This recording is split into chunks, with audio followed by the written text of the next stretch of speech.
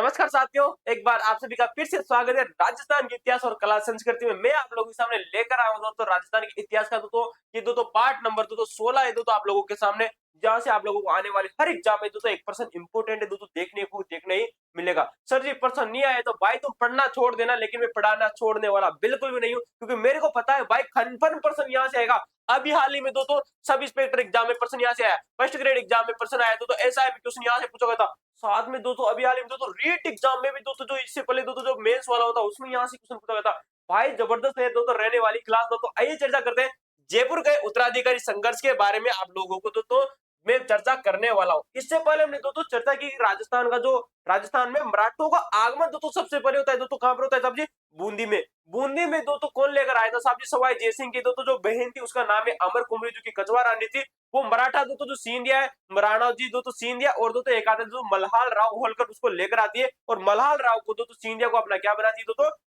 क्या बनाती साहब जी? अपना भाई बनाती है दोस्तों। ये भी बात आपको याद रखनी थी, ठीक है दोस्तों। सारी चीजें में हमने कर ली थी दोस्तों। और मराठा का प्रवेश होता है दोस्तों 22 अप्रैल दोस्तों 1734 ईस्वी की बात आती है, जब दोस्तों मराठों ने दोस्तों बूंदी के साम्राज्य पर कब्जा कर लिया था। और दोस्तों वहां का शासक किसे बनाया जाता है साहब जी? उम्मेद सिंह प्रथम को बनाया जाता है, जो कि दोस्तों उसका वास्तविक संस्थापक दोस्तों शासक बनता है प्रताप सिंह, जो कि उसकी कठपुतली के रूप में कार्य करता था। उम्मेद सिंह क्योंकि वयस के रूप में छोटा था। अब चर्चा करते हैं जयपुर का उत्तराधिकारी संघर्ष के बारे में। भाई साहब दोस्तों देवारी समझौता आप लोगों से कई बार एग्जाम में पूछा गया है, जो कि 1708 ईस्वी को होता है।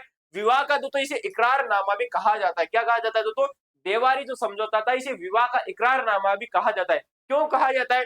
खबा को मतलब एक छोरी ची और एक छोरो, दोनों को ब्याह करे तो उन्होंने स्टाम्प लिखवायो। कहीं लिखवायो? स्टाम्प लिखवायो कि तुम्हारे साथ फलानो अशिया न करोगे, छोरा ने कि तुम्हारे साथ फलानी अशिया न करेगी। इसको क्या कहा गया है दोस्तों? विवाह का इकरारनामा कहा गया। देवारी समझौता क्या था? आइए चर्चा करते हैं दोस्तों राजस्थान के इतिहास की बहुत ही महत्वपूर्ण कड़ी, जो कि आप लोगों के सामने 1708 ईस्वी में दोस्तों जयपुर के दोस्तों शासक होते हैं जिनका नाम है साहब जी सवाई जयसिंह। ये सवाई जयसिंह वही व्यक्ति है, जब कल भी हमने आप लोगों से चर्चा की थी तो बूंदी के साम्राज्य के बारे में। सवाई जयसिंह की बहन थी जिसका नाम है अमर कुंवरी, और अमर कुंवरी का विवाह होता है दोस्तों बूंदी के शासक हाड़ा चौहान जिसका नाम है बुद्ध सिंह। ठीक है, बुद्ध सिंह वही व्यक्ति जिसके बाद में दोस्तों क्या था साहब जी? बाद में करता रहेंगे, ठीक है। तो मेवाड़ के महाराणा अमर सिंह द्वितीय की राजकुमारी चंद्र कुमारी बाई से दोस्तों विवाह किया जाता है। अब देखिएगा सवाई जयसिंह है ना भाई, तभी सवाई जयसिंह ने दोस्तों मेवाड़ के शासक जिनका नाम आता है महाराणा अमर सिंह सेकंड। दोस्तों ये महाराणा जो अमर सिंह जो सेकंड है ना, ये अमर सिंह प्रथम नहीं, वो अमर सिंह प्रथम नहीं जो महाराणा प्रताप का बेटा था। महाराणा प्रताप का जो बेटा था उसका नाम है अमर सिंह प्रथम, जो कि दोस्तों जिसने 1615 ईस्वी में दोस्तों संधि की थी दोस्तों किससे? दोस्तों जहांगीर से। और 1614 में दोस्तों जहांगीर का संपूर्ण कब्जा हो चुका था दोस्तों मेवाड़ पर आंतरिक रूप से, ठीक है दोस्तों, बाह्य रूप से, आंतरिक रूप से नहीं। ठीक है, तो अमर सिंह सेकंड की दोस्तों क्या थी दोस्तों? बेटी आती है जिसका नाम आप लोगों को याद रखना है साहब जी, चंद्र कुंवरी। क्या नाम है? चंद्र कुंवरी, जिसका नाम है दोस्तों, जो कि मेवाड़ के महाराणा अमर सिंह सेकंड की बेटी है, जिसका विवाह किससे होता है साहब जी? इस जयसिंह से दोस्तों इसका विवाह होता है। किससे होता है दोस्तों? इस जयसिंह से इसका क्या होता है दोस्तों? सब विवाह होता है। कब होता है? 1708 ईस्वी की बात आती है दोस्तों, ठीक है, ये बात आपको याद रखनी है। चलिए, इकरारनामे की शर्त क्या? अब ब्याह तो हो गया भाई साहब, क्योंकि जयसिंह का विवाह किससे हो गया भाई साहब? चंद्र कुंवरी से, जो कि दोस्तों अमर सिंह सेकंड की बेटी थी। लेकिन शर्त क्या रखी? इस विवाह से दोस्तों ठीक पहले ही दोस्तों जयसिंह ने मेवाड़ के महाराणा के साथ में एक दोस्तों विशेष इकरारनामे का अर्थ होता है दोस्तों शर्त या समझौता। क्या होता है दोस्तों? इकरारनामे का अर्थ क्या होता है दोस्तों? शर्त होता है या समझौता होता है, अर्थात ब्याह की कई कई शर्त रखी। तो दोस्तों हो सकता है भाई तुम दहेज में कहीं मांग रहे हो, कहीं हाथी घोड़ा मांग रहे हो, बेटा बेटी मांग रहे हो, कहीं भी मांग सकते हो, पर ना इस पर हस्ताक्षर किए किसने किया साहब जी? सवाई जयसिंह ने इस इकरारनामे पर हस्ताक्षर किए थे शादी से पहले। सिंहासन का वचन दे दिया भाई साहब। क्या दे दिया? सिंहासन का वचन। इस समझौते के अनुसार ये वक्त था कि मेवाड़ की राजकुमारी जिसका नाम है भाई साहब चंद्र कुंवरी बाई से उत्पन्न होने वाला पुत्र ही जयपुर के राज सिंहासन पर बैठेगा, चाहे वो आयु में अन्य भाइयों से छोटा ही क्यों न हो। यही शर्त रखी गई थी दोस्तों। आप लोगों को पता होगा जब मैंने दोस्तों राणा चुंडा की बात की थी, राणा लाखा की बात की थी, और दोस्तों बात की थी आप लोगों से हंसाबाई के बारे में। तो मैं आपको बता दूं तो मेवाड़ के दोस्तों जो शासक हुए थे जिनका नाम दोस्तों आप लोगों से दोस्तों मैंने चर्चा की दोस्तों राणा लाखा, और राणा लाखा का दोस्तों बड़ा बेटा था जिसका नाम है राव चुंडा। राव चुंडा दोस्तों राज्य का उत्तराधिकारी होता है, लेकिन राव चुंडा दोस्तों शादी करने के लिए तो कहां जाता है? जोधपुर जाता है लड़की देखने, हंसाबाई को देख कर आता है। लेकिन भाई साहब लड़को तो चुंडा तो देकर आ गया लड़की को, बाद में पिताजी भी देखने गए लड़की को। पिताजी ने कहा यार बेटा तो शादी वादी मत कर, आवाज शादी मन कर ले दोस्तों, एक मैं ही मम्मी ले रहा हूँ। तो भाई साहब हंसाबाई से विवाह कौन कर लेता है दोस्तों? राणा लाखा। और राणा लाखा के बाद में दोस्तों जो शर्त रखती है हंसाबाई वो यही रखती है कि आपका बेटा, बड़ा बेटा कौन है? राव चुंडा है। पहले से भी आपका एक बेटा है जिसका नाम है राव चुंडा, अगर वो गद्दी पर नहीं बैठेगा, मेरा बेटा ही तो इस गद्दी पर बैठेगा। वही शर्त वहां पर रखी जाती है हंसाबाई के द्वारा, और यही शर्त यहाँ पर रखी जाती है, कौन रखती है साहब जी? चंद्र कुंवरी के द्वारा ये शर्त रखी जाती है साहब जी सवाई जयसिंह के सामने कि मेरा तो जो बेटा होगा वही जयपुर की राजगद्दी पर तो क्या करेगा? शासन करेगा। ठीक है, चीजें आप लोगों को समझ आ गई। राणा लाखा के समय भी वही हुआ था, और दोस्तों यहाँ पर भी वही सेम टू सेम चीज बात हो रही है दोस्तों जयपुर के दोस्तों सवाई जयसिंह के साथ में भी। ठीक है, याद रखना। दोनों राजकुमारों का जन्म और माताओं के नाम देखे। समय बीतने के साथ में सवाई जयसिंह के यहाँ दो पुत्रों का जन्म हुआ, जिसमें इस इकरारनामे को एक भयानक विवाद में बदल दिया। भाई साहब एक ही टाइमिंग पे दोस्तों देखिएगा, सवाई ईश्वरी सिंह का जन्म 1722 ईस्वी में दोस्तों सवाई ईश्वरी सिंह का जन्म होता है। ये ईश्वरी सिंह आप लोगों ने वही व्यक्ति है जिसको आप लोगों ने सुना होगा कि मराठाओं के दबाव में आकर दोस्तों मेवा दो कछवा वंश था दोस्तों, इस कछवा वंश में दोस्तों सॉरी दोस्तों कछवा वंश में दोस्तों जो मराठाओं के दोस्तों दबाव में आकर आत्महत्या करता है, उसका नाम है ईश्वरी सिंह। ये चीज आपको याद रखनी है दोस्तों। तो ईश्वरी सिंह वही व्यक्ति थे दोस्तों। सवाई जयसिंह की दोस्तों खींची रानी सूरज कुंवरी का बेटा था। कौन था दोस्तों? सवाई जयसिंह की खींची। ये खींची भाई साहब कहाँ के दोस्तों? ये खींची थे साहब जी हाड़ा, कहते दोस्तों हाड़ा चौहानों में मैं बात करूं आप लोगों से दोस्तों, झालावाड़ के जो शासक हुआ करते थे वो खींची चौहान कहलाते थे। क्या कहलाते थे? खींची चौहान कहलाते थे। तो दोस्तों सवाई ईश्वरी सिंह का जन्म होता है दोस्तों 1722 ईस्वी में, और जयसिंह की दोस्तों जिसकी दो पत्नी थी जिसका नाम है साहब जी सूरज कुंवरी।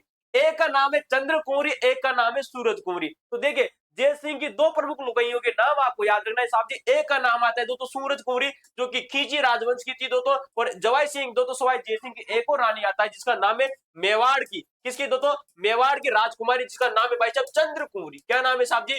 चंद्र कुंवरी। दोनों चीजों यार चंद्रमा और सूरज, सवाई जयसिंह की दो रानियां, एक है चंद्रमा और एक है सूरज, याद रख लेना भाई साहब। सूरज कुंवरी जो कि खींची रानी, मेवाड़ की राजकुमारी जिसका नाम है चंद्र कुंवरी। और चंद्र कुंवरी से जब सवाई जयसिंह ने विवाह किया था तब 1708 ईस्वी में दोस्तों, कब 1708 में देवारी समझौता हुआ था, जिसे विवाह की इकरारनामा या विवाह की शर्त भी कहा जाता है। चंद्र कुंवरी ने शर्त रखी थी कि मैं आपसे तभी शादी करूंगी, आपके पहले तो पहले से तो बीवी तो आपको पहले से भी है ना, लेकिन मैं आपसे शादी क्यों करूं? चंद्र कुंवरी ने कहा जो मेरा बेटा होगा वही दोस्तों किसी दोस्तों जयपुर की गद्दी पर बैठेगा। किसने कहा? चंद्र कुंवरी। अब देखिएगा मजा आने वाला है भाई साहब। 1722 में दोस्तों यहाँ पर दोस्तों सूरज कुंवरी का एक बेटा होता है जिसका नाम है सवाई ईश्वरी सिंह। देखो सूरज भगवान आप जानते हो, सूरज भगवान का बेटा कौन होगा? ईश्वर भगवान। ठीक है, तो यार ना सूरज भगवान का बेटा कौन होगा? ईश्वर भगवान। अब देखिएगा मजा आने वाला है भाई साहब। सवाई जयसिंह के बड़े पुत्र थे। ओ भाई साहब इस जो भगवान को जो बड़े होते हैं ना कौन होते हैं?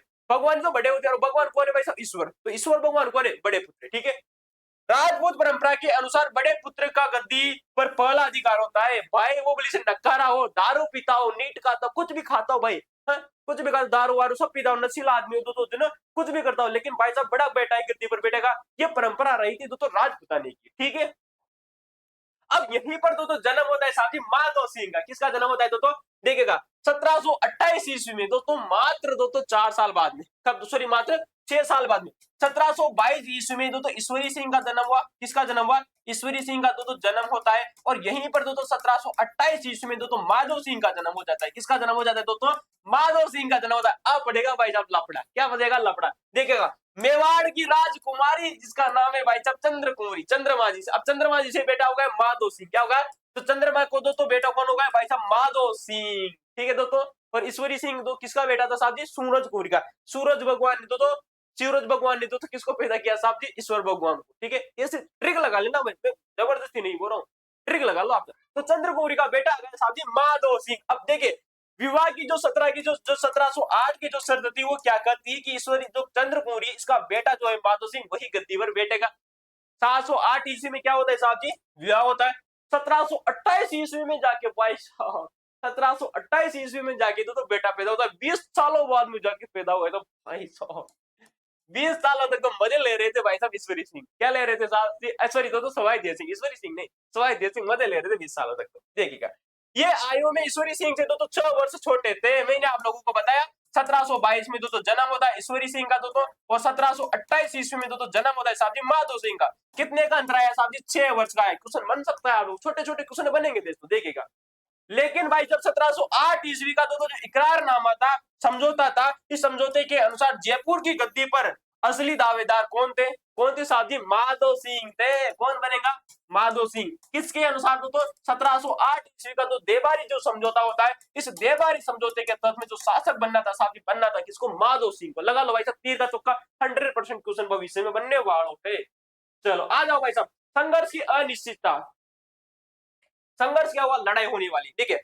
परंपरा बताम इकरारनामा। एक देखो, परंपरा क्या रही थी कि दो मेवाड़ की, दो नहीं दो बल्कि संपूर्ण राजपूताने की दो एक दो क्या रही थी? परंपरा रही थी कि भाई साहब बड़ा बेटा ही गद्दी पर बैठता था, खाए उबली से दो नाकारा हो, कोई टेंशन नहीं है, लेकिन छोटा बेटा समझदार है, संघर्षशील है, वीर है, वीर व्यक्ति है, तो वो दो शासक नहीं बनेगा। कौन बनेगा? परंपरा क्या कहती थी? ये चीज कहती है।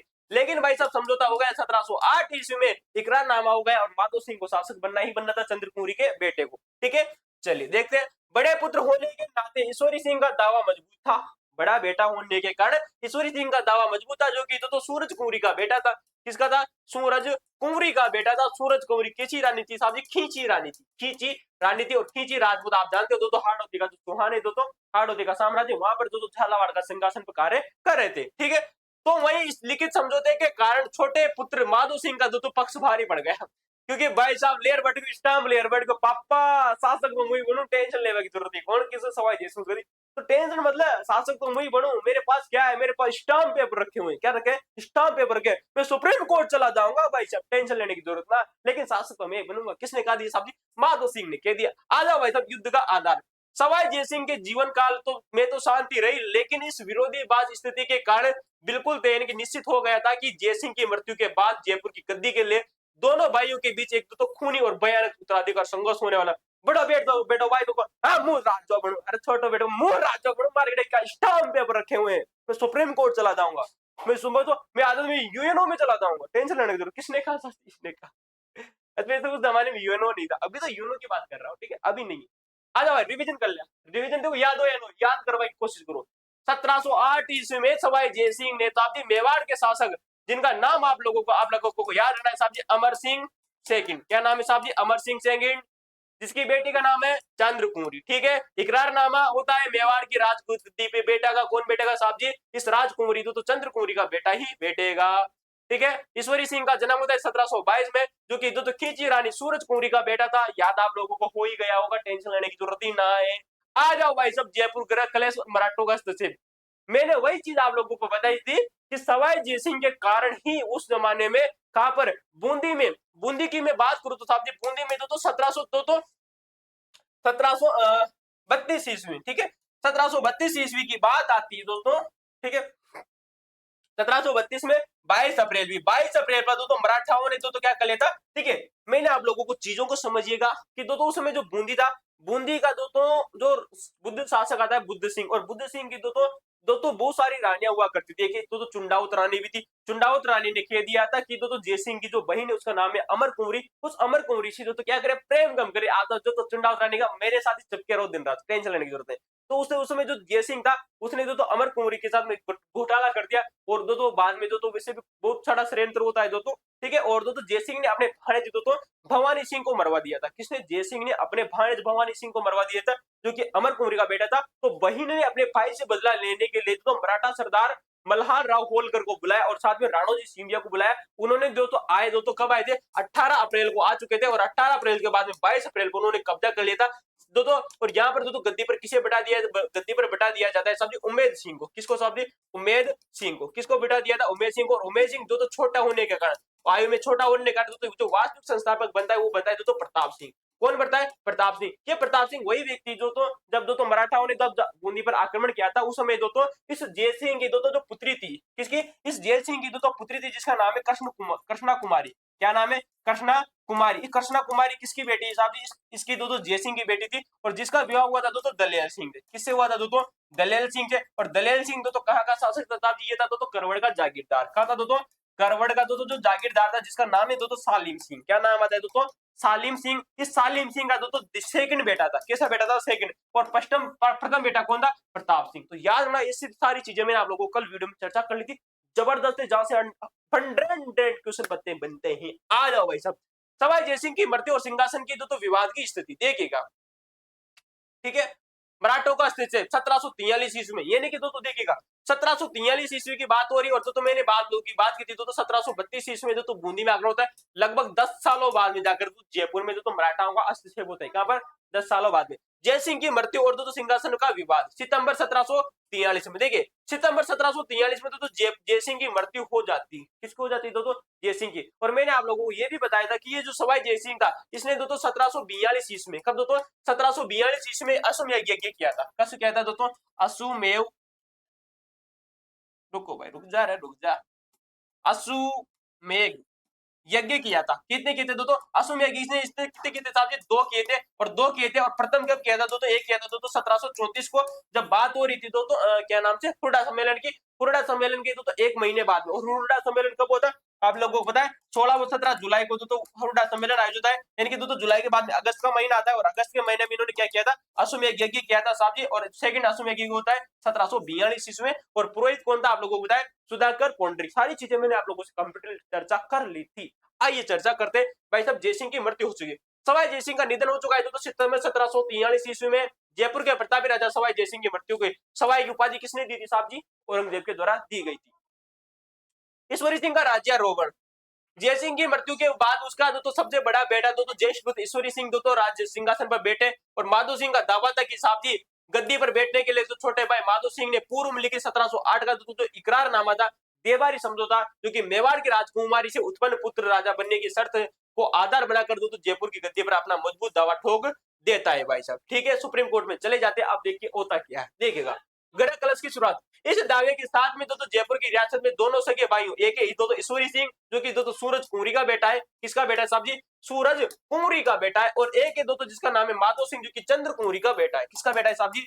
चंद्र कुंवरी का बेटा है। ठीक है, चीजें आपको याद रखनी। इन दोनों के बीच में भीषण और विनाशकारी भाई साहब क्या होता है तो युद्ध लड़ा जाता है, ग्रह कलश हो जाता है। क्या होता है? ग्रह कलश हो जाता है, यानी कि दोस्तों सिविल वार। ठीक है, मराठा सरदारों की एंट्री, दोनों पक्षों के द्वारा दोस्तों सैनिक सहायता का प्रयास। भाई साहब माधो सिंह भी कहा जाता है मराठों के पास में, ईश्वरी सिंह भी कहा जाता है मराठों के पास में।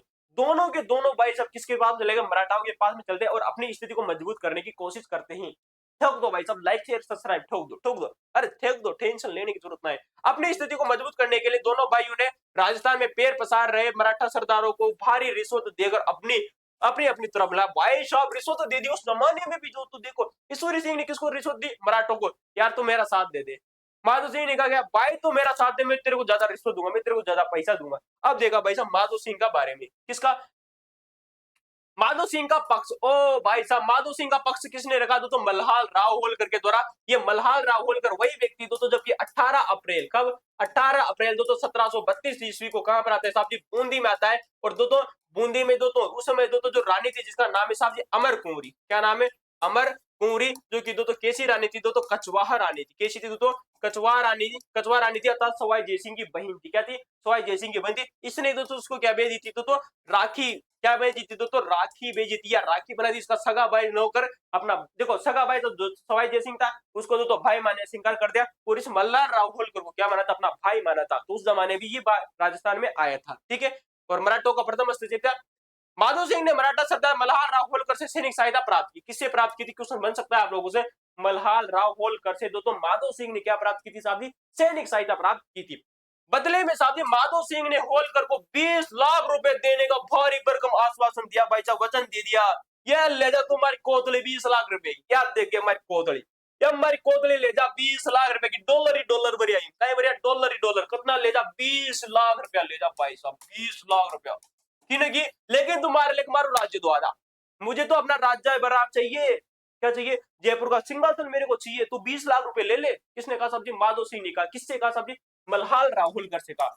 मल्हार राव होलकर ने उस जमाने भी ये होल करने आया था। आप लोगों को मैंने बताया था बूंदी में भी साहब जी होल करने कौन आया था? मल्हार राव होलकर। और यहाँ पर साहब जी देखे म से माधो सिंह, म से मल्हार राव होलकर। तो ये शब्द लगा लेना। क्या लगा लेना साहब जी? म से माधो सिंह, म से मल्हार राव होलकर। म याद कर लेना। और जब मैंने आप लोगों को संविधान सभा पढ़ाया था, संविधान सभा में मैंने जब आपको क्या पढ़ाई थी भाई साहब? प्रारूप समिति पढ़ाई थी। प्रारूप समिति में 2 व्यक्तियों की मृत्यु हो जाती है तो दोस्तों एम की जगह एम आता है। ठीक है, और दोस्तों के की जगह के आता है। ये चीजें मैंने आप लोगों को बताई थी, ट्रिक है, याद रखना। ठीक है, कर। वैसे तुम लोगों को पढ़ा होगा तो याद भी होगा, नहीं पढ़ा है तो कर, कोई दिक्कत ना है, पढ़ लीजिए जाकर हमारी दोस्तों।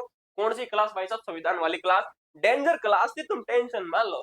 ईश्वरी सिंह का पक्ष, ओ भाई साहब, राणोजी सिंधिया। ईश्वरी सिंह का पक्ष कौन लेता है? राणोजी सिंधिया। ये राणोजी सिंधिया वही व्यक्ति है जब मल्हार राहोलकर प्लस राणोजी सिंधिया उस जमाने में दोनों साथ में दो तो बूंदी में आया था। ये भी बूंदी में, इसको भी दो तो बूंदी में इन्वाइट किसने किसने किया था? कचवा जो रानी थी सवाई जयसिंह की बहन, सवाई जयसिंह की बहन ने इस राणोजी सिंधिया को भी इन्वाइट किया था, और ये दोनों के दोनों लड़ने आए थे साहब जी कहां पर? बूंदी की सत्ता प्राप्त करने के लिए। किसको साहब जी? अमर कुंवरी को देने के लिए। और उस समय शासन को था दलेल सिंह का शासन था। दलेल सिंह को गद्दी से हटा दिया जाता है, उमेद सिंह को शासन बना दिया जाता है 22 अप्रैल 1732 ईस्वी को। ठीक है, चीजें आपको याद रखनी, ब्रांडेड चीजें। ठीक है, तो राणोजी सिंधिया आप दो तो ठीक है। राणोजी सिंधिया किसका साथ देता है साहब जी? ईश्वरी सिंह का साथ देता है। मल्हार राहोलकर किसको देता है दो तो? माधो सिंह का। ठीक है, देखिएगा। जयपुर के राजा ईश्वरी सिंह ने अपनी गद्दी बचाने के लिए दूसरे दूसरे भाई मराठा सरदार राणोजी सिंधिया की सैनिक सहायता प्राप्त की। दूसरे बड़े मराठा सरदार दो तो राणोजी, दोनों तो थे तो मराठा ही, दोनों क्या थे? मराठा थे, सगे दोनों के दोनों थे भाई साहब। दोनों ने सोचा कि क्यों ना हम दोनों चलते हैं, दोनों आधा आधा हिस्सा बांट लेते, तो इसकी तरफ से लड़ना, मैं इसकी तरफ से लड़ूंगा, पैसा तेरे पास भी आएगा, पैसा मेरे पास भी आएगा, दोनों हाथ में लड्डू, जो चाहो वैसा खा लो। उसी प्रकार से भारतीय राजनीति में भी यही हो रहा है दोस्तों आजकल के जमाने में। तो एक भाई तो कांग्रेस का होता है और एक भाई बीजेपी का होता है। एक के हाथ में लड्डू है, बीजेपी जीती तो बीजेपी का लड्डू खाएगा, कांग्रेस जीती तो कांग्रेस का लड्डू खाएगा। घर में बैठ के क्या खाते? एक ही थाली में दोनों बैठ कर रोटी खाते, और बाहर क्या करते? एक दूसरे की बुराइयां करते। भारत की राजनीति में यही हो रहा है। रजनी कोठारी तो दोस्तों इसी बात को दोस्तों समर्थन करते हैं और कहते हैं कि जो वर्तमान में जो जाति व्यवस्था है, ये जाति व्यवस्था राजनीति का वोट बैंक बन गई है। समाजशास्त्र में मैंने आप लोगों से काफी अच्छी तरीके से चर्चा की थी। चलिए भाई साहब, राणोजी सिंधिया तो जो कि ईश्वरी सिंह का तो साथ देते हैं। अब देखिएगा, ठीक है। प्रथम सैन्य टकरा और तो माधो सिंह की पराजय। ओ भाई साहब, प्रथम बार में माधो सिंह की पराजय हो जाती है, अर्थात तो मल्हार राहोलकर के द्वारा जो सैनिक सहायता दी जाती है वो कमजोर होती है। ठीक है, तो माधो सिंह की तो पराजय। ठीक है, फरवरी 1745 ईस्वी की बात आती है साहब जी। ठीक है, जयपुर पर चढ़ाई फरवरी 1745 में माधो सिंह की अपनी सेना और सहयोगिता को साथ लेकर जयपुर राज्य पर सीधा आक्रमण चढ़ाई कर दी। किसने कर दी साहब जी? माधो सिंह ने। माधो सिंह का तो साथ कौन देता है साहब जी? मल्हार राव होलकर। मल्हार राव होलकर, होल कर दिया भाई साहब इसने जयपुर की गद्दी पर। पहले बूंदी की गद्दी पर होल करना चाहता था, अब भाई साहब साथ किसके देते हैं साहब जी? माधो सिंह का साथ देता है। म से माधो सिंह, म से मल्हार राव होलकर। ठीक है दोस्तों, कब करते हैं साहब जी? फरवरी 1745 में। लेकिन भाई साहब माधो सिंह की हार हो जाती है। ईश्वरी सिंह की जवानी कार्यवाही, ओहो, जवाबी कार्यवाही। राजा ईश्वरी सिंह ने मजबूत दिखाई और अपने मराठा साथिया जिसका नाम है सिंधिया, राणोजी सिंधिया। ठीक है, ईश्वरी सिंह का साथ कौन दे रहा है साहब? जिसका नाम है राणोजी। राणा जी में को माफ करे ना, गलती मारे जो।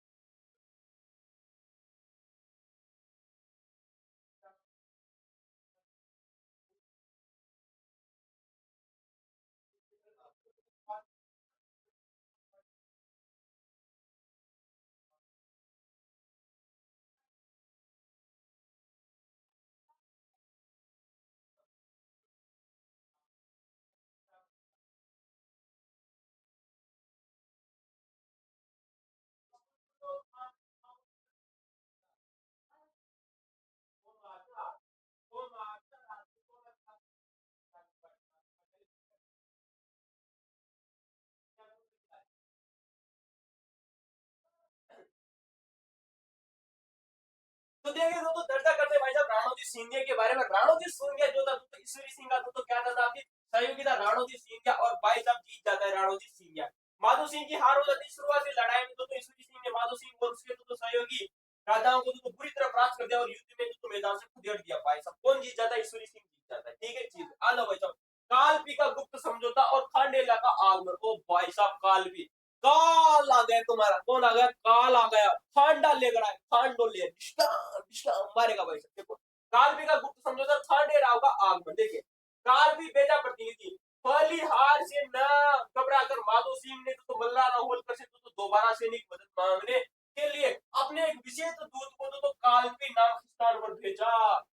पहली बार तो माधो सिंह की सहायता कौन करता है साहब जी? मल्हार राव जो खोल करता है, इसने तो सहायता की थी, लेकिन हार जाता है। कब साहब जी हार हो जाती है? तो 1500 तो फरवरी सन 1500 फरवरी सन 1745 में, फरवरी 1745 में इस की माधो सिंह की हार हो जाती है। लेकिन भाई साहब फिर भी माधो सिंह ने कॉन्फिडेंस नहीं खोया। क्या नहीं खोया? कॉन्फिडेंस नहीं खोया। और तो दोबारा इस माधो सिंह ने दोबारा क्या लिखा साहब जी? दोबारा अपना एक दूत भेजा कहां पर भेजा साहब जी? कालपी नामक स्थान पर भेजा। कहां पर भेजा? क्वेश्चन बन सकता है आप लोगों से कि माधो सिंह ने मल्हार राव होलकर की सहायता प्राप्त करने के लिए दूसरी बार किस स्थान से किस स्थान पर जाकर सहायता मांगी थी? कालपी नामक स्थान पर अपना एक दूत भेजा था। किसने साहब जी? माधो सिंह ने। आपको याद रखी है 2 लाख की अतिरिक्त लालच हो भाई साहब। पहले तो दोस्तों किसने दिया? ईश्वरी देखो, माधो सिंह ने 20 लाख रुपए दिए। देखो देखो चीजें देखो भाई साहब, देखो देखो माधव सिंह ने पहले तो मल्हार राव को 20 लाख रुपए की सहायता देने की बात थी। कितनी? तो 20 लाख रुपए देने की सहायता की थी, लेकिन भाई साहब हार जाता है। 20 लाख रुपए इसको देने ही देने पड़ेंगे। इसको तो माधव सिंह ने इस मल्हार राव को 20 लाख रुपए तो देने पड़ेंगे। भाई साहब हार गया। हारने के बाद में माधव सिंह ने पुनः तो होलकर को बुलाया और 2 लाख रुपए अतिरिक्त सहायता देने का लालच दिया।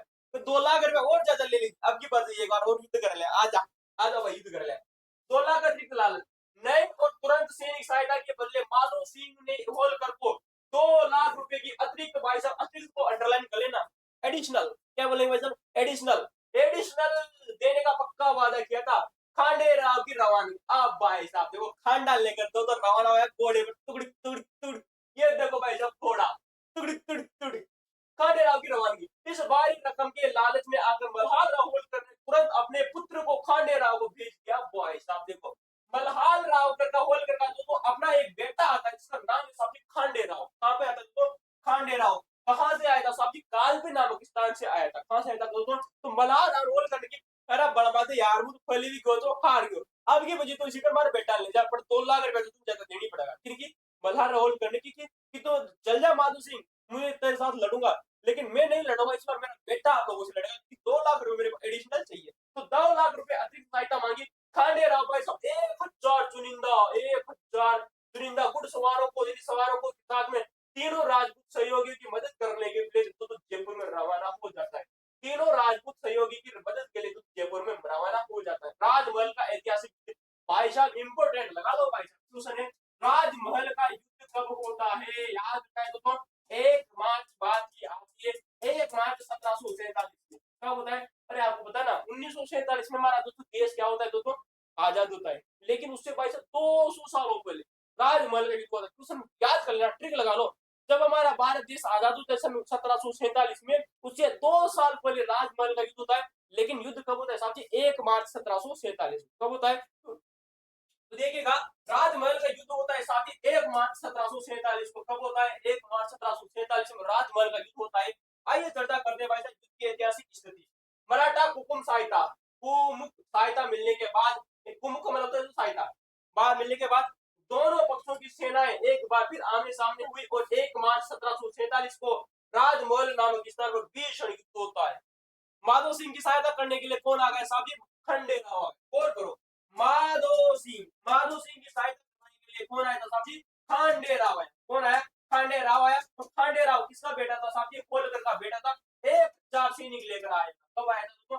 1000 सैनिक लेकर आया था। प्रथम मुठभेड़ कब होती है? प्रथम मुठभेड़ होती है साहब जी फरवरी में, फरवरी तो 1745 में, ठीक है। उसके 2 साल बाद, उसके 2 साल बाद की बात आती है साहब जी 1 मार्च 1746, 2 साल बाद में, 2 साल बाद में। और 2 लाख रुपए किसने दिए थे? तो 2 लाख रुपए तो माधो सिंह ने खंडे राव को दिए थे, अतिरिक्त दिए थे 2 लाख अतिरिक्त। यानी कि पहले तो 20 लाख देने का वादा किया था और 20 लाख के बाद 2 लाख और रुपए अतिरिक्त देने की बात की किसने? माधो सिंह ने। 2 साल बाद भी तो होता है, ठीक है। चलिए देखते हैं भाई साहब सारी चीजें आप लोगों के सामने है। युद्ध का मैदान, ये प्रसिद्ध युद्ध राजमहल टोंक के पास में लड़ा गया था। अरे राजमहल के पास तो टोंक में लड़ा गया था। और राजमहल की तो जो पहाड़ है वो है ना, तो राजमहल का स्थान वहां पर तो नदियों का संगम भी होता है।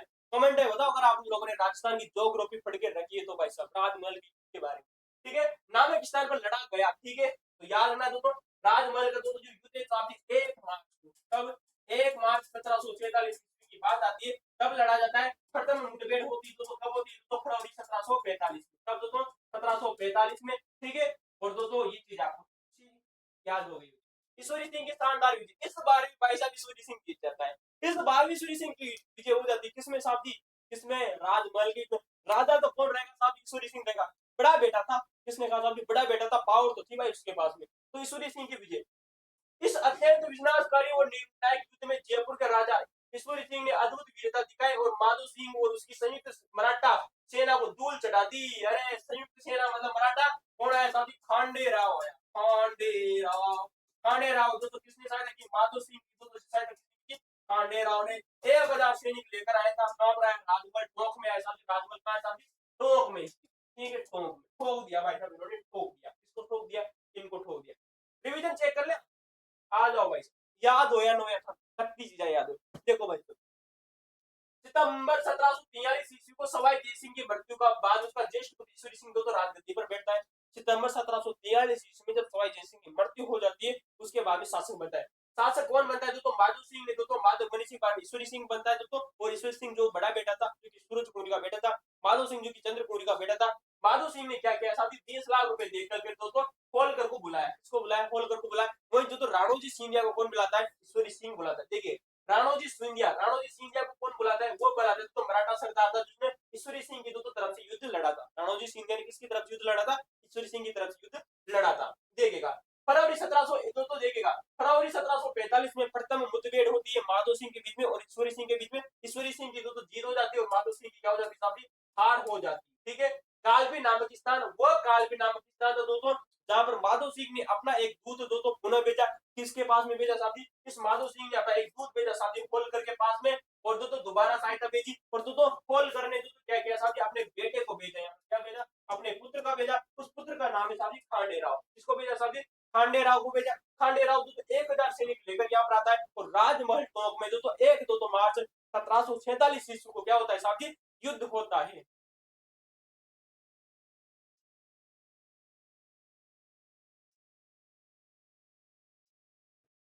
चलो 1 मार्च 1700 को राजमहल का युद्ध जिसमें ईश्वरी सिंह की पूर्ण और ऐतिहासिक विजय हो जाती है।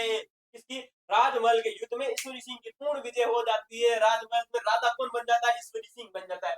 अब देखो भाई साहब बगरू का युद्ध, क्या देखो, बगरू का ऐतिहासिक युद्ध और ईश्वरी सिंह की पराजय। प्रथम दो बार में ईश्वरी सिंह जीत जाता है। कौन जीता, ईश्वरी सिंह। लेकिन भाई साहब, लेकिन माधो सिंह हार मारने वाला कहां था भाई, माधो सिंह ने हार मानी ही नहीं। पर अब देखो भाई साहब युद्ध होता है बगरू का युद्ध, देखिएगा ईश्वरी सिंह की दोनों पराजयों की तो 1748 में चर्चा करते हैं भाई साहब। पेशवा का पासा पलटना, ऋण और लालच का किया। देखिए शुरुआत में ईश्वरी सिंह का पक्ष राजमहल के युद्ध में तो जो की तो एक राजमहल के युद्ध कब होता है, 1 मार्च 1747। कब होता है, 1747 को। बालाजी राव सिंधिया का तो झुकाव काफी हद तक जयपुर के ईश्वरी सिंह की ओर था। एक दूसरे में तो जो मराठा जो पेशवा था जिनका नाम है बालाजी बाजीराव का झुकाव काफी हद तक जयपुर के राजा ईश्वरी सिंह के पक्ष में था। राजमहल के युद्ध में ईश्वरी सिंह का दोस्तों साथ किसने दिया था साहब जी, बालाजी बाजीराव के द्वारा। किसके द्वारा साहब जी, बालाजी बाजीराव के द्वारा। तो ईश्वरी सिंह को दोस्तों जब राजमहल टोंक का युद्ध होता है उसमें उसका दोस्तों क्या था, दोस्तों झुकाव किसकी ओर था, ईश्वरी सिंह की तरफ था। कुछ आप याद रखना है। और प्रथम बार दोस्तों जब उसमें राणोजी सिंह के था फरवरी सन 1745 में। तो फरवरी 1745 में तो कौन था दोस्तों, ईश्वरी सिंह का साथ देता जिसका नाम है राणोजी सिंह। और दोस्तों शुरुआत दोस्तों जो यहाँ पर राजमहल का युद्ध होता है दोस्तों, इसमें तो साथ देता ईश्वरी सिंह का जिसका नाम है बालाजी बाजीराव प्रथम, ठीक है। चलिए बालाजी बाजीराव, ठीक है। मेवाड़ का बड़ा लालच, राजमहल युद्ध में दोस्तों माधो सिंह की हार के बाद में मेवाड़ का राज महाराणा जगत सिंह द्वितीय ने माधो सिंह का पक्ष मजबूत करने के लिए पेशवा और अधिक रुपया भारी धनराशि देने के लिए गुप्त लालच दे दिया। भाई पहले भी 20 लाख रुपए दे चुके जो माधो सिंह ने क्या किया, पहले तो 20 लाख रुपए दे चुके थे। 20 लाख के बाद में तो 2 लाख रुपए अतिरिक्त देने की बात की। अब देखिए कि माधो सिंह ने तो सहायता किससे मांगी, मेवाड़ के महाराणा जिनका नाम आता था जगत सिंह सेकंड। ये जगत सिंह सेकंड वही व्यक्ति तो मैंने आप लोगों से चर्चा की थी कि इन्होंने तो ख्वाजा मोइनुद्दीन जो चिश्ती की जो दरगाह जिसके लिए तो 4 गांव दान में दिए थे। क्वेश्चन आप लोगों से पूछा जा चुका था, ये बात आपको याद रखनी, ठीक है। तो जगत सिंह ने माधो सिंह को पक्ष मजबूत करने के लिए पेशवा को और अधिक रुपया भारी भरकम राशि देने का गुप्त लालच दे दिया। अरे तो 20 लाख भी ले ला, 2 लाख भी ले ला, पर एक बार आजा और युद्ध कर ले। किन्ने की, जगत सिंह द्वितीय ने। किससे कहा था, किससे कहा था? मराठाओं के पेशवा से कहा था। किसके रूप में कहा था? माधो सिंह की तरफ से कहा था। चीजें समझिएगा। तो माधो सिंह की हेल्प कर रहा है साहब जी जगत सिंह सेकंड, और दोस्तों मराठों को अधिक पैसा देने के लिए तो मना लेता है। ठीक है, ऋण का दबाव और दल दल बदल। इस समय मराठा पेशवा स्वयं भारी कर्ज के ऋण भार से दबे हुए थे। मराठा पेशवा भी स्वयं भारी कर्ज से दबे हुए थे। अतः और अधिक पैसे के लालच में आकर उन्होंने पेशवा ईश्वरी सिंह का तो साथ पूरी तरह से छोड़ दिया और खुलकर माधो सिंह का पक्ष ले लिया। आप देखो भाई साहब, मराठाओं ने क्या पलटा? पांजा पलट दिया। पैसे का लालच इतना ही होता है राणा, राणा पैसे का लालच इतना ही होता है। धरती पूरी पैसों से चलती, किससे चलती? पैसों से। वो अभी देखो ना भाई साहब, सुप्रीम कोर्ट ने तो पैसों की लालच में क्या कर दिया? वो जो होते ना, क्या नाम से, क्या नाम से, बताओ रे, मर्डर, पत्रकारों का मर्डर करने वाले, है ना, जो छोटी छोटी बालिकाएं होती है, महिला लड़कियां होती है, उनका मर्डर, वो क्या करना, गैंगरेप करने वाले, उनको जेल से बाहर छोड़ दिया। 16-16 बार किया है। नाम नहीं लूंगा, तुम जानते हो अच्छी तरह। ठीक है भाई साहब, अब देखो ईश्वरी सिंह का साथ किसने छोड़ दिया? तो मराठा जो पेशवा था बालाजी बाजीराव, उसके द्वारा ईश्वरी सिंह का तो साथ छोड़ दिया जाता है और माधो सिंह का तो साथ दे दिया। क्यों दिया भाई साहब? पैसा, पैसा चीजें सी लाला कि बाप बड़ा ने भैया, साला सबसे बड़ा रुपया। अब देखो बगरू का युद्ध और तो जाट राजा सूरजमल का भी स्टोरी। अब देखो भाई साहब, पेशवा के बदले बाद दोनों सेना हुई तो जयपुर के तो पांच बगरू के नाम विस्तार पर आमने सामने होती। बगरू जो कि जयपुर में, जयपुर में तो बगरू नाम स्थान कहाँ है? बगरू नाम स्थान का साथी जयपुर में है। अब देखिएगा 6 दिनों तक घनघोर संघर्ष होता है भाई साहब बगरू में। बगरू के मैदान में मराठा ईश्वरी सिंह और तो मराठा मराठा और ईश्वरी सिंह की सेना के बीच में पूरे 6 दिन तक तो भीषण युद्ध होता है। कितने होता है? 6 दिन, 6 दिनों तक बीच में ईश्वरी सिंह के बीच में और माधो सिंह की तो माधो सिंह की सेना जो कि मराठा सेना थी उसके बीच में युद्ध होता है। और तो ईश्वरी सिंह माधो सिंह से कितना साल तो बड़ा था? 6 साल बड़ा था। सारी चीजों को कॉन्सेप्ट को क्लियर करिएगा। ठीक है, महाराजा सूरजमल की वीरता। इस भयंकर युद्ध में सूरज भरतपुर के जाट शासक महाराजा सूरजमल ने ईश्वरी सिंह की तरफ से युद्ध लड़ा था भाई साहब। देखिएगा, चीजों को समझिए। सूरज जो ईश्वरी सिंह था तो क्या किया? मराठों ने इसका साथ देने से मना कर दिया। मराठों ने साथ देने से मना कर दिया। अब मराठा साथ किसका देंगे? साथ में मराठा साथ देने वाले थे माधो सिंह का। किसका साथ देने वाले थे? मराठा किसका साथ देने वाले थे? तो माधो सिंह का। किसका साथ थी? माधो सिंह का। और मराठों के अलावा जो शासक जो सहायता कौन दे रहा था यहाँ पर? जगत सिंह सेकंड। कौन दे रहा है? जगत सिंह सेकंड। ठीक है, ये जगत सिंह सेकंड जो कि मेवाड़ का शासक है। अब जो तो ईश्वरी सिंह भाई अकेला हो जाता है, अकेला हो जाता है। तब दोस्तों ईश्वरी सिंह ने दोस्तों किसने साथ? ईश्वरी सिंह ने किसको? भरतपुर का जो जाट नेता था उसका नाम है साहब जी महाराजा सूरजमल। कौन थे दोस्तों? सूरजमल को क्या किया साहब जी? सहयोग देने के लिए बुलाया। सहयोग के लिए इसने बुलाया साहब जी सूरजमल जाट को। दोस्तों यहाँ पर बुलाया जाता है। चीजों को समझकर सूरजमल जाट के बारे में आप लोगों से पहले भी की कि सूरजमल जाट ने इस ईश्वरी सिंह को राजा की उपाधि देने के लिए क्या किया था साहब जी?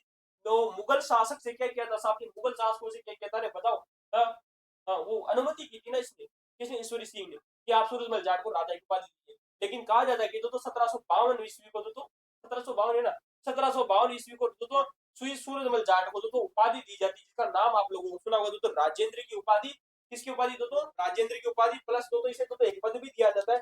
वो पद आप देखिएगा, इसे राजेंद्र की उपाधि से तो इसे कुंवर बहादुर की उपाधि दी जाती है। इसको तो और की जगह सूरजमल जो जाट था इसको तो एक राजेंद्र की उपाधि दी जाती है। राजेंद्र की उपाधि कौन देते हैं? मुगल सम्राट के द्वारा। दोनों मुगल सम्राट के द्वारा 1752 में दी जाती है राजेंद्र की उपाधि। और एक पद आप लोगों को याद रखना था, जिसका पद का नाम है साहब जी कुंवर बहादुर का। ठीक है, कुंवर बहादुर।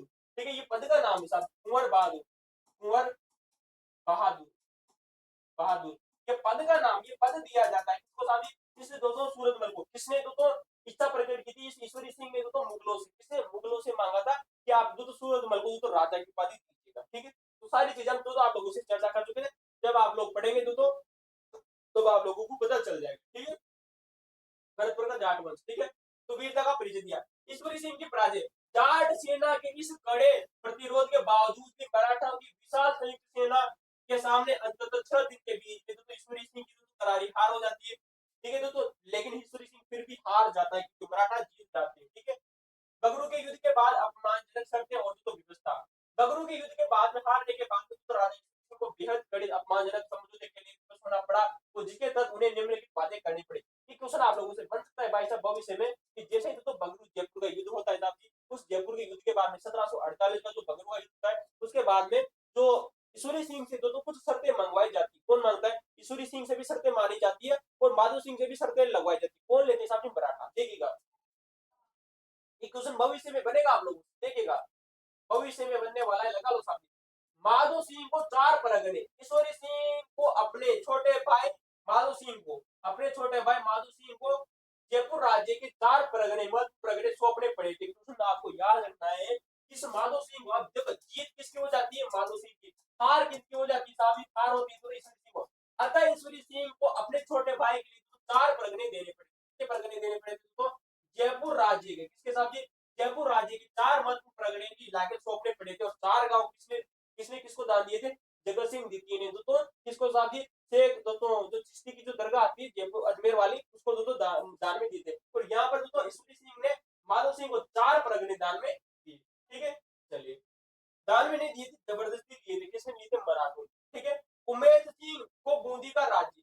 पूर्व समझौते के अनुसार ईश्वरी सिंह को उमेद सिंह रुको उमेद सिंह को बूंदी का राज्य। पूर्व समझौते के अनुसार ईश्वरी सिंह को उमेद सिंह को बूंदी का पूरा राज्य लौटाने के लिए मजबूर होना पड़ा। उमेद सिंह को तो मैंने आप लोगों से चर्चा की थी कि जो उमेद सिंह था दोस्तों, ये दोस्तों शासक बनता है साहब बूंदी का। कौन बनाते? मराठा बनाते। मल्हार राव होलकर आता है साहब, राणो सिंह भी आते हैं, अमर कुंवरी के कहने पर आते हैं। और क्योंकि जो अमर कुंवरी का जो बेटा है भवानी सिंह, उसको मरवा दिया था सवाई जय सिंह ने, जो कि उसका भाणेज था। भाणेज के बाद में भी दोस्तों उमेद सिंह को जो शासक बनाया जाता है, तो बुद्ध सिंह खाड़ा का जो बेटा था दोस्तों चुंडावत रानी का। ठीक है, सारी चीजें मैंने बताई थी। उमेद सिंह को तो छोटा होने के कारण इसका जो प्रशासक के रूप में प्रताप सिंह को बनाया गया था, क्योंकि दोस्तों करवड़ का जो जागीरदार था सालिम सिंह, उस सरवड़ के जो जागीरदार का बड़ा बेटा था प्रताप सिंह। सारी चीजें आपको याद रखना है। तो यार ना दोस्तों उमेद सिंह को जो बूंदी का राज्य लौटाने के लिए मजबूर होना पड़ा था किसको साहब? ईश्वरी सिंह। इस ईश्वरी सिंह ने दोस्तों कहीं ना कहीं दोस्तों उसमें दो नोक होती रहती थी, और बाद में जो छीन लिया था ईश्वरी सिंह ने उमेद सिंह। सारी चीजें देखिएगा।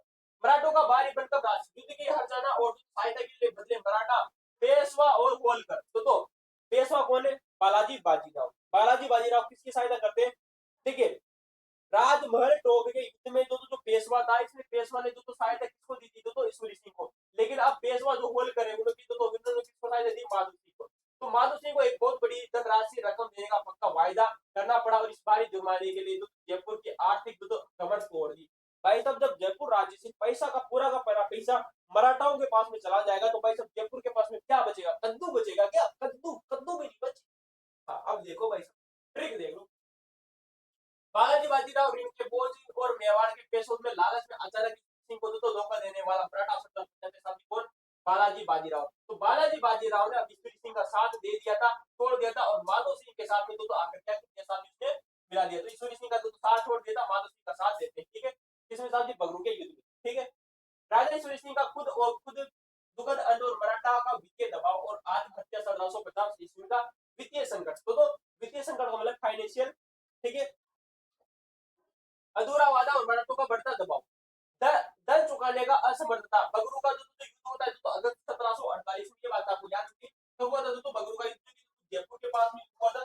जयपुर के पास में जो बगरू का युद्ध होता है वो साथ होता है अगस्त 1748 ईस्वी को होता है। अगस्त 1748 ईस्वी को होता है। और इसके पहले हमने तो एक युद्ध की चर्चा की थी जिसका नाम है राजमहल का। क्या नाम है साथी? राजमहल का युद्ध। साथी कब होता है साथी? 1 मार्च 1702 कब होता है? तो 1746।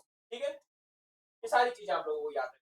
ठीक है, तो हारने के बावजूद राजा ईश्वरी सिंह ने मराठों को भारी भरकम हुक्म महीने हर जाना धनराशि रेड वाला रेड वाला लो भाई।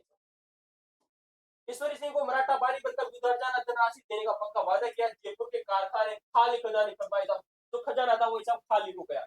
के कारण उसे तो समय पर तो नहीं चुका सके। होलकर का तो जयपुर पर पहुंची। इस बार बकाया धनराशि कड़ाकी से वसूल करने के लिए मराठा सरदार मल्हार राव होलकर ने एक विशाल सेना तो लेकर सीधे जयपुर की ओर बढ़ा। क्योंकि दोस्तों ईश्वरी सिंह ने भी क्या किया था, क्योंकि जीत हो जाती है मराठाओं की, और मराठा जो थे तो पैसा किससे मांगते? ईश्वरी सिंह से। लेकिन ईश्वरी सिंह के पास में तो पैसे देने के लिए पैसा नहीं रहता है। तो मल्हार होलकर ने क्या किया, उससे तो क्या किया साहब? डायरेक्ट तो उसमें क्या कर दिया? युद्ध कर दिया कि मैं तुम्हारा राज्य लूंगा, ये तो मेरे पैसे दे या मैं तुम्हें ऊपर हट्टे करने वाला हूँ। 2 लाख की तो नकाफी पेशकश। होलकर को रास्ते में रोकने के लिए जो जयपुर का एक राजदूत 2 लाख रुपए की नगद राशि लेकर उसके मार्ग में मिला। किसके मिला था? मल्हार होलकर को दोस्तों रास्ते में रोकने के लिए, क्योंकि मल्हार होलकर लेके क्या चलता तो जयपुर पर आक्रमण करना चाहता था, और जयपुर पर आक्रमण करने के लिए जिसमें सेना लेकर रवाना हो चुका था। लेकिन भाई साहब जयपुर का दोस्तों राजा था सूरी सिंह, उसने तो अपने एक दूत को 2 लाख रुपए की नगद राशि लेकर दोस्तों उसके मार्ग में मिला। जयपुर के राजा ने क्या भेज दिया, अपना दूत भेज दिया 2 लाख रुपए लेकर कि जाओ तुम रोको, किसको रोको, होलकर को रोको। ठीक है, ठीक है। होलकर का असंतोष, होलकर इस छोटी सी राशि से बिल्कुल भी खुश नहीं था। भाई साहब क्यों खुश होगा, बल्लाल होलकर को माधो सिंह ने पहले तो 20 लाख देने का वादा किया, फिर 2 लाख रुपए दिया, 22 लाख रुपए की राशि देने का वादा किया था माधो सिंह ने भाई साहब। लेकिन उस ईश्वरी सिंह उसको 2 लाख रुपए देता है, तो भाई साहब खुश कैसे हो सकता है, खुश हुआ, संतुष्ट नहीं हुआ, उसने जयपुर के राजदूत की इस पेशकशी को ठुकरा दिया और जयपुर शहर की तरफ अपनी आक्रमण सेना लेकर भाई साहब चढ़ता चला गया। ठीक है, चले घोड़ा लेकर तुड़ी तुड़ी।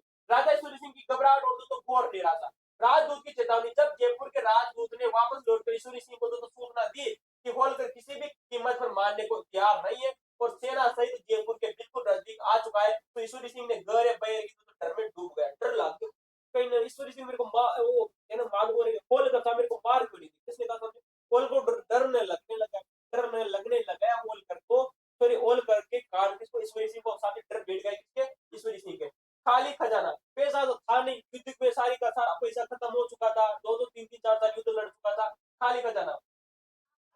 राजा ईश्वरी सिंह के तो भयभीत होने के का सबसे बड़ा कारण ये था कि मराठों की उस भारी भरकम को मांग को तुरंत पूरा करने के लिए उसके पास खजाने में कोई बड़ा राशि या दो धन राशि शेष नहीं बचा था, पैसा तो उसके पास बचा ही नहीं था। ठीक है, आत्मसमर्पण से इनकार, मराठों के द्वारा संभावित अपमान और राज्य की बर्बादी को अपनी आंखों के सामने देखकर राजा पूरी तरह से निराश हताश हो गया।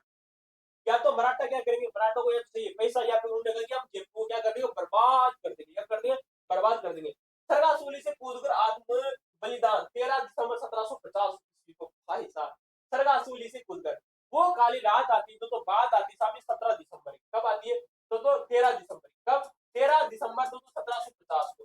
ठीक है, बगरू का युद्ध कब होता है, बगरू का युद्ध जो होता है, बगरू का युद्ध होता है तो अगस्त 1748, अगस्त 1748 ईस्वी में तो बगरू का युद्ध होता है। बगरू के युद्ध के बाद तो बात आती है तो 13 दिसंबर 1750 ईस्वी की, जब ईश्वरी सिंह के दौरान तो सरगासूली से पुत्र आत्महत्या कर ली जाती है। ठीक है, दो तरफा संकट और घोर घबराहट के बीच में तो 13 दिसंबर 1750 ईस्वी की बात आती है, वो राजा ईश्वरी सिंह ने तो आत्महत्या का कदम उठाया, और तो कछवा शासकों में एकमात्र शासक जिसने तो मराठों के दबाव में आकर आत्महत्या की थी ईश्वरी सिंह ने। राजनीतिक जंजाल से मुक्ति, उन्होंने जयपुर की प्रसिद्ध 7 मंजिला इमारत का नाम है भाई साहब किशोर लाट, क्या नाम है साहब, क्वेश्चन पूछा जाएगा आप लोगों से, क्वेश्चन पूछा जरूर जाएगा, भविष्य में लगा लीजिएगा साहब, भविष्य में लगा लीजिएगा कि जो ईश्वर लाट थी वो कितनी मंजिला इमारत थी, 7 मंजिला इमारत थी, उससे तो कूद जाता है, इसका नाम है साहब ईश्वर लाट, कौन कूदा है साहब, ईश्वरी सिंह कूद जाता है। तो सरगासूली जिसे तो ईश्वर लाट कहा जाता है, या ईश्वर लाट को सरगासूली भी कहा जाता है, क्या कहा जाता है, सरगासूली भी कहा जाता है। 7 मंजिला थी, तो कितनी मंजिला थी, तो 7 मंजिला, जिसका निर्माण तो उन्होंने स्वयं राजबल की जीत के बाद में करवाया था। तो सरगासूली का जो निर्माण है, जिसे ईश्वर लाट भी कहा जाता है, इस ईश्वर लाट का निर्माण या सरगासूली का निर्माण किसने, ईश्वरी सिंह के द्वारा ही करवाया गया था। उन्होंने स्वयं ईश्वरी सिंह ने करवाया था, ईश्वरी सिंह ने इसका निर्माण कराया था। क्यों करवाया था, क्योंकि वो राजमहल का जो युद्ध हुआ था टोंक में, इस युद्ध में जीत जाता है, और राजमहल का युद्ध कब होता है साथी, 1 मार्च 1747 को होता है, 1747 में, क्योंकि बगरू का युद्ध में तो हार हो जाती है। बगरू का युद्ध कब होता है, अगस्त 1748। ठीक है, तो इसकी तो जीत की भी तो याद में उन्होंने करवाया था, और इससे कूदकर उन्होंने या जहर का अपनी जीवन लीला समाप्त कर ली, ऐसा कहा जाता है। इसने तो सवाई ईश्वरी सिंह ने। अंततः इस दुखद घटना के दुखद अंत के साथ ही उन्होंने मराठाओं इस भयानक मानसिक और आर्थिक और राजनीतिक जंजाल से हमेशा हमेशा के लिए तो अपने आप को आजाद कर दिया। ठीक है, किसने, ईश्वरी सिंह। चलिए, अगस्त 1748 में क्या होता है, बगरू का युद्ध होता है। ठीक है, बगरू जो की कहाँ स्थित है, जयपुर में, कहाँ स्थित है, जयपुर में। ठीक है, 2 लाख रुपए रास्ते में तो हॉल को दी गई, दो अंतरिम राशि की बहुत कम बताकर दो ठुकरा दिया, किसने साहब, खोलकर 2 लाख रुपए किसने भेजे थे, ईश्वरी सिंह ने। माधव सिंह प्रथम का तो राज्यारोहण और जयपुर का ऐतिहासिक मराठा कत्ले आम वॉइस। अब तो राजा कौन बन गया, ईश्वरी सिंह की मृत्यु हो जाती है तो 13 दिसंबर 1750 ईस्वी को जब दोस्तों ईश्वरी सिंह की मृत्यु हो जाती है तो इसकी मृत्यु के बाद में शासक कौन बनेगा? शासक बनेगा माधव सिंह प्रथम। कौन बनेगा? माधव सिंह प्रथम को अब दोस्तों जयपुर का सिंहासन प्राप्त होता है। ठीक है, चलिए समझते हैं दोस्तों जल्दी जल्दी।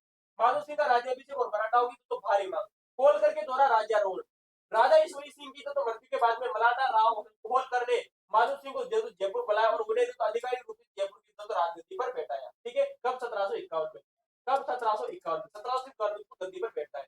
मराठों के आर्थिक भूख, माधव सिंह के गद्दी पर बैठते ही मराठों ने अपनी सहायता के बदले तो सामने धन 1 रुपए की बहुत बड़ी लंबी चौड़ी भारी भरकम की मांग रखी। भाई साहब पैसा तो लेना था, किसने लेना था साहब? माधव सिंह ने। माधव सिंह ने पहले तो आप लोगों को बताया तो होलकर किसको साहब? इस माधव सिंह को दोस्तों माधव सिंह ने किसको साहब? होलकर को पहले तो 20 लाख रुपए का वादा दिया था दोस्तों राजमहल की टोंक से युद्ध से पहले। बाद में जब राजमहल टोंक की हार जाता है भगत सिंह तो सहायता करता है तब 2 लाख रुपए की और तो क्या करता है साहब?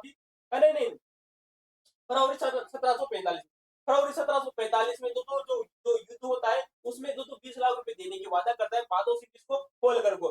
बाद में दोस्तों राजमहल टोंक की युद्ध से पहले 2 लाख रुपए की दोस्तों सहायता कौन करता है साहब? माधव सिंह ने कहा कि 2 लाख रुपए और ज्यादा ले लेगा और दोस्तों होलकर ने अपने पुत्र खांडे राव को भेजा। बाद में हो जाता है। बाद में जो मराठा जो पेशवा था वो बकरू की युद्ध में भी सहायता करता है। पेशवा अब आएगा प्लस होलकर भी आएगा। ठीक है, तो बहुत बड़ा पैसा तो लेना था, किससे लेना था? माधव सिंह से। और ईश्वरी सिंह से भी लेना था। ईश्वरी सिंह युद्ध में हार चुका था, जीत हो गई थी मराठों की, लेकिन ईश्वरी सिंह ने तो क्या कर लिया? आत्महत्या कर ली। पैसा नहीं था। अब शासक बनता है भाई साहब माधव। ठीक है, माधव सिंह की मुगल गुप्त योजना। माधव सिंह मराठाओं को अंतहीन पैसे की भूख और उनके बढ़ते हस्तक्षेप के बेहद तंग आ चुका था और भी मराठाओं को एक बड़ा सबक सिखाना चाहता था कि अरे अब तो राजा कौन बन गया? माधव सिंह तो राजा ही नहीं बन गया, तुम्हें पैसा ही क्यों? बदल गया। कौन सा बदल? कौन बदल गया बेटा? माधव सिंह यहाँ पर बदल जाता है और पैसा देने से मना कर देता है मराठों को।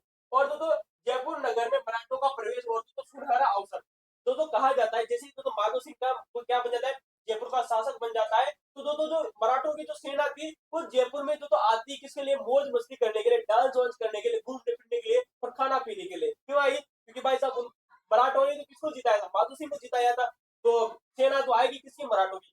भाई साहब माधव सिंह मौका देखता है और उन सैनिकों को क्या करवा देता है? किसके यहाँ काट देता है। ठीक है, ऐतिहासिक तारीख। बात आती है जनवरी 1751 की। 10 जनवरी 1751 ईस्वी को माधव सिंह ने मराठों पर पलटवार कर एक तो अनूठा और सुनहरा मौका मिल गया। कब की बात आती है? 10 जनवरी 1751 ईस्वी। ठीक है, पर्यटकों के रूप में मराठा पर्यटक के रूप में घूमने के लिए आए थे। किसके लिए घूमने के लिए आए थे साहब जी? जयपुर में। इस दिन लगभग 4000 मराठा सैनिक, भाई साहब कितने मराठा सैनिक साहब जी? 4000 मराठा सैनिक और नागरिक नवनिर्मित जयपुर शहर के कलात्मक मंदिरों और बाजारों और नगर की सुंदरता को देखने और उद्देश्य से शहर के भीतर तो दाखिल हो चुके थे। क्योंकि पता है ना जयपुर शहर की स्थापना कब हुई थी? तो 1727 ईस्वी में। मात्र दो ये मान के चलिए 20 साल भी नहीं गुजरे थे तो इस जयपुर को तो बसाए हुए तो सवाई जयसिंह को, क्योंकि अनोखा था, अद्भुत था। पूरी दुनिया में तो ऐसा तो मान के चलिए बहुत शानदार तो चीन का तो जो शहर आता है उसके समान था तो ये सारी चीजें तो जयपुर को देखने कौन आते हैं? मराठा आते। 4000 सैनिक आते। बात आती था अभी 10 जनवरी किसकी? 10 जनवरी 1751 ईस्वी की बात आती है। चीजों को गौर कीजिएगा, याद कीजिएगा। नगर के द्वार बंद और अचानक नरसंहार कर दिया जाता है। किसके द्वारा? माधव सिंह के द्वारा। दोपहर की घेराबंदी। जैसे मराठा नगर के अंदर बाजार में बिखरे दोपहर के समय जब राजा माधव सिंह ने तो आदेश जारी किया और जयपुर नगर के सभी ऊंचे और भारी दरवाजों को पूरी तरह से बंद करवा दिया और जिससे मराठों के भागने का कोई भी रास्ता न बचा। जयपुर के जितने भी दरवाजे थे सारे बंद करवा दिए। किसने? माधव सिंह ने। किसने? माधव सिंह ने। अब मराठा जाए तो जाए कहां? 10,000 सॉरी तो 4000 मराठा थे। 10 जनवरी 1751 की बात आती है। ठीक है, अदाने कत्लेआम। द्वार बंद होते ही तो जयपुर के राजपूत सैनिकों और स्थानीय आम नागरिकों ने मिलकर नगर के भीतर फंसे मराठों पर अचानक हथियारों से तो दावा बोल दिया और उनका तो भयानक कत्लेआम कर दिया। नरसंहार की तो शुरुआत कर दी जाती के द्वारा माधव सिंह के द्वारा।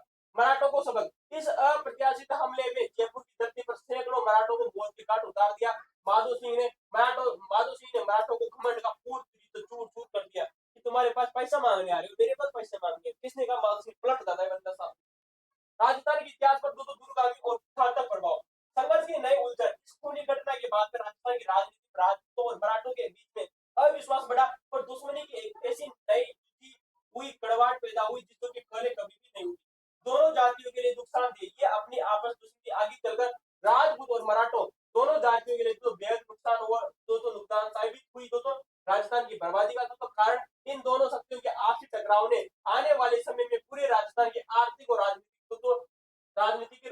कमजोर और तो घातक स्थिति कर दी जाती है। ठीक है, चलिए अगला देखिए भाई, जब तुंगा का युद्ध आती तो बात आती तो तुंगा के युद्ध में तो देखिएगा बात आती तो 28 जुलाई तो 1783 तब दोस्तों 28 जुलाई तो तुंगा का जो युद्ध होता है। अभी वो जो जयपुर की जो गद्दी वहां पर बैठ जाता है दोस्तों प्रताप सिंह। कौन बैठ जाता है दोस्तों? प्रताप सिंह दोस्तों जयपुर की गद्दी पर बैठ जाता है। ये चीज आप लोगों को याद रखनी है। ठीक है,